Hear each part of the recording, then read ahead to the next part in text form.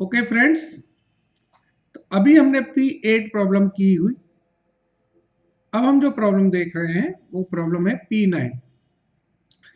P9 problem में क्या है, जो अभी हमने एक प्रॉब्लम की थी ना टाइल्स वाली, जिसमें 1/8 इंच का टाइल था और 20,000 स्क्वायर फीट एरिया हमारा बन रहा था, वैसी ही ये प्रॉब्लम है। उसमें थोड़ा सा अब यहाँ पर जो प्रॉब्लम है ये फ्लोरिंग वाली प्रॉब्लम है। वहां पर 6x6 इंच का टाइल बन रहा था, यहाँ 3 मीटर चौड़ी और 30 मीटर लंबी फ्लोरिंग हो रही है। ठीक है, समझ लें इसको। चलिए, X limited is producing floor covers in roll. आप लोगों ने देखा होगा आपकी ऑफिसेज में विनाइल फ्लोरिंग पड़ी होती है, कारपेट जिसे हम लोग कहते हैं। तो ये कारपेट के बनाते हैं, और जो कारपेट का स्टैंडर्ड साइज है वो साइज है 3 मीटर लंबा, 3 मीटर चौड़ा और 30 मीटर लंबा। ठीक है जी, ये हमारा एक स्टैंडर्ड साइज है। ठीक है जी। अच्छा, इन्होंने एक नीचे बताया है कि standard mixture fixed for a batch of 900 square metre. मतलब हम एक प्रोडक्शन करते हैं बैच वाइज, और उसमें हमारे एक बैच में 900 स्क्वायर मीटर माल तैयार होता है, और 900 स्क्वायर मीटर में हम बेसिकली इतना माल लगाते हैं, 2000 किलो। अब यहां पर देखिए नीचे लिखा है actual during the period 1505 standard size roll. Standard size का मतलब हो गया 3 metre into 30 metre were produced from the material issued for 150 batches. ये मेरे लिए जो 150 बैचेज है इनसे मुझे कोई मतलब नहीं है। जहां टाइल्स वाले केस में मैंने बताया था 8 मिक्सेस, उससे मुझे कोई मतलब नहीं है, क्योंकि मुझे एक्चुअली क्वांटिटी से मतलब है कि एक्चुअल में मटेरियल कितना तैयार हुआ है। ठीक है, ऑलमोस्ट सेम सा समय कर लेते हैं, जल्दी हो जाएगा। ये प्रॉब्लम हम कर रहे हैं P9।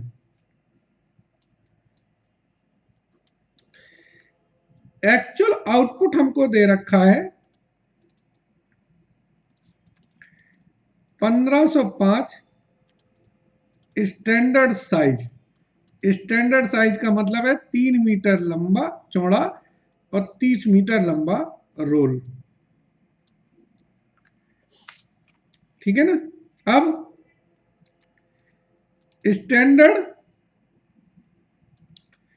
आउटपुट है पर बैच, वो है आपका 900 स्क्वायर मीटर। एक बैच में आपका 900 स्क्वायर मीटर माल तैयार होता है। चलिए और पढ़ते हैं। Area of one roll 3 metre चौड़ा है, 30 मीटर लंबा है, यानी कि एक रोल आपका 90 स्क्वायर मीटर का है। तो नंबर ऑफ रोल्स पर बैच, एक बैच में कितने रोल बन रहे हैं निकल आएगा। बिल्कुल सही बात है, 10 रोल बन रहे हैं। स्टैंडर्ड आउटपुट आपको पता है मेरा 1505 है, तब मेरा क्या निकल आएगा इससे, standard quantity for actual output. Actual output की मेरी स्टैंडर्ड क्वांटिटी निकल आएगी। 3 तरीके के प्रोडक्ट हैं ए बी सी। 2000 किलो माल लगता है 10 यूनिट बनाने के लिए, तो 1505 यूनिट बनाने के लिए कितना लगेगा। 800 किलो माल लगता है 10 यूनिट बनाने के लिए, तो 1505 के लिए कितना लगेगा। सेम कॉन्सेप्ट से हम तीनों की स्टैंडर्ड क्वांटिटी निकाल लेंगे। इसकी वैल्यू आएगी 3,01,000, ये आएगा हमारा 1,20,400, और ये आएगा हमारा 3,010। यही इसका मेन क्रक्स था, बाकी तो कुछ नहीं है। अब तो कैलकुलेशन वर्क है, वो हम कर लेंगे जल्दी जल्दी से। S Q into S P, A Q into A P, A Q into S P, तीन प्रोडक्ट है, मतलब तीन तरीके के रॉ मटेरियल हमारे यूज हो रहे हैं। देख लें, ये रेट दे रखा है स्टैंडर्ड रेट 1.5 30। तो स्टैंडर्ड क्वांटिटी हमने वहां निकाल ली, स्टैंडर्ड रेट मेरा वहां से मिल गया।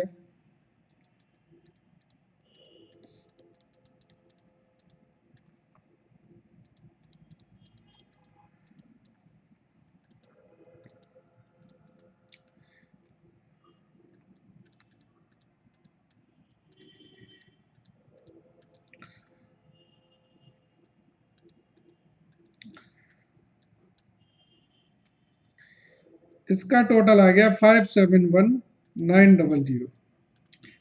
अब ए क्यू इंटू ए पी कर ले।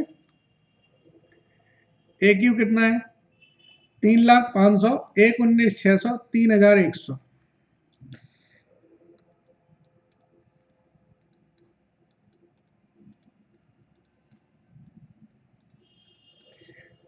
ए पी भी कर लें, 1.1, 1.65, 29.50।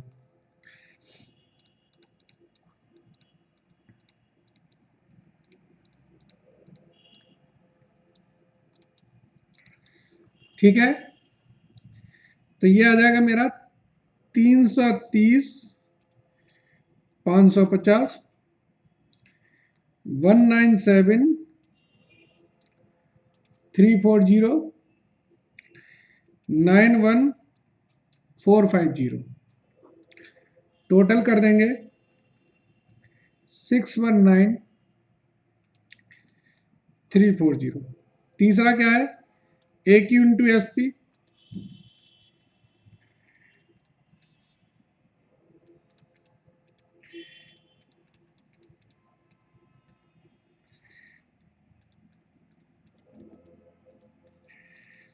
ये आ गया मेरा 93,000। इसका टोटल है 179,400 और इसका टोटल 300, 500।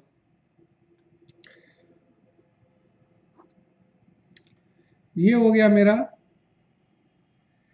572,900। इनका टोटल भी कर लो। ये हो रहा है 423,200 और इसका टोटल हो रहा है 424,410। आप समझ गए होंगे ये क्यों किया है मैंने ऐसा। मुझे एस सी एस एम और एस सी ए एम निकालना है। ठीक है, चलिए एस सी एस एम क्या होगा? 571,900 अपॉन 424,110। और एस सी ए एम क्या होगा? 572,900। नहीं नहीं नहीं नहीं, एक मिनट, एक बार चेक कर लूं कैलकुलेशन सही है कि नहीं। Yes, upon 423,200। जरा देखें कैलकुलेशन करके,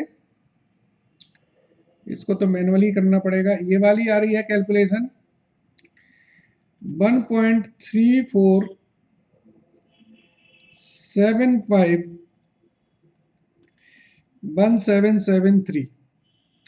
ये डिजिट थोड़ी ज्यादा लेते हैं क्योंकि एक्यूरेट कैलकुलेशन आ जाती है, और इसकी कैलकुलेशन आएगी 1.357 के आसपास आएगी इसकी कैलकुलेशन। ठीक है,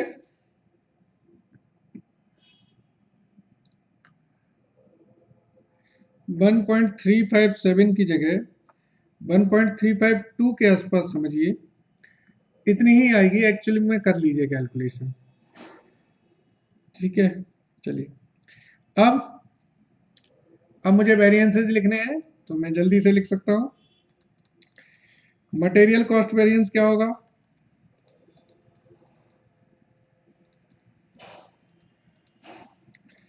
मटेरियल प्राइस वेरिएंस। आप लोग अब जल्दी जल्दी लिख सकते हैं।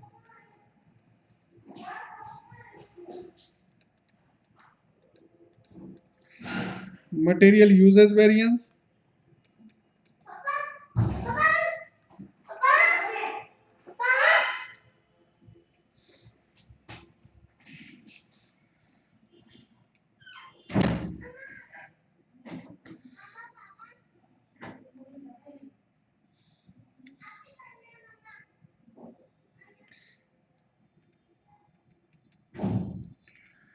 फोर 6440 है ये।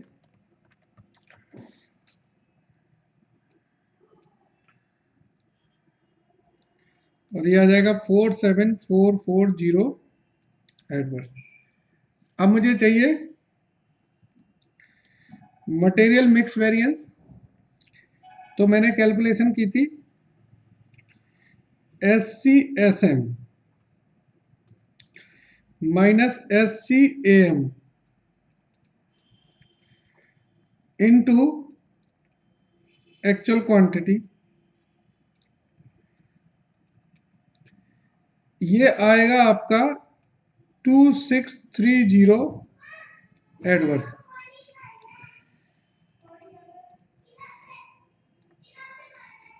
मटेरियल रिवाइज यूजेस वेरिएंस देखेंगे, ये कितना होगा? SQ minus AQ into SCSM। ये वैल्यू आएगी आपकी 1630 फेवरेबल। ठीक है, ये 1630 फेवरेबल आ जाएगी। और कुछ निकालना है इसमें, जरा देखें। चलिए, ये जगह बची है, इसमें मैं यील्ड वेरिएंस और निकाल देता हूं।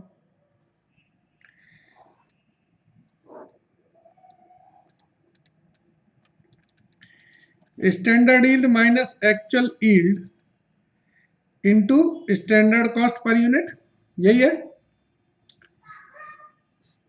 ठीक है, तो एक्चुअल यील्ड हमें पता है कितनी है।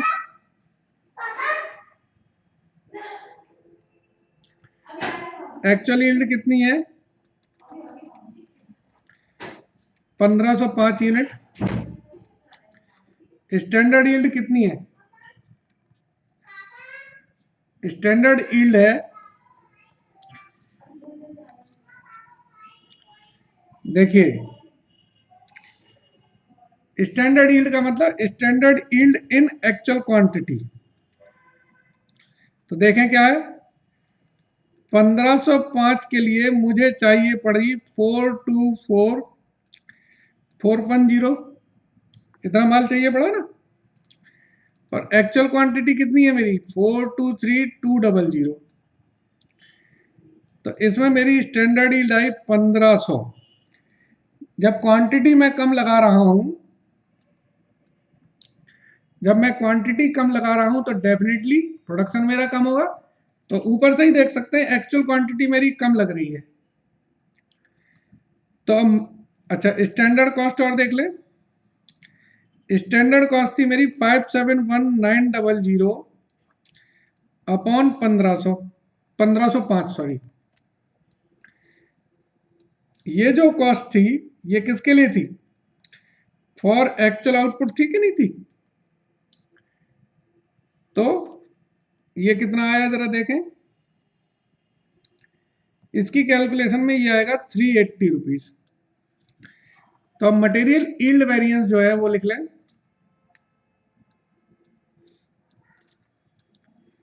1500.71 माइनस 1505 इंटू 380। तो ये आएगा 1630 फेवरेबल।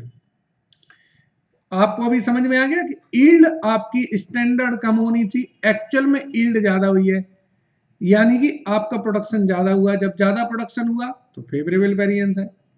तो साइन यहां पर नेगेटिव है बट एक्चुअल में ये फेवरेबल वेरिएंस है। ठीक है, और ये वेरिएंस आपका इससे मैच करेगा, ये मैंने पहले भी बताया था।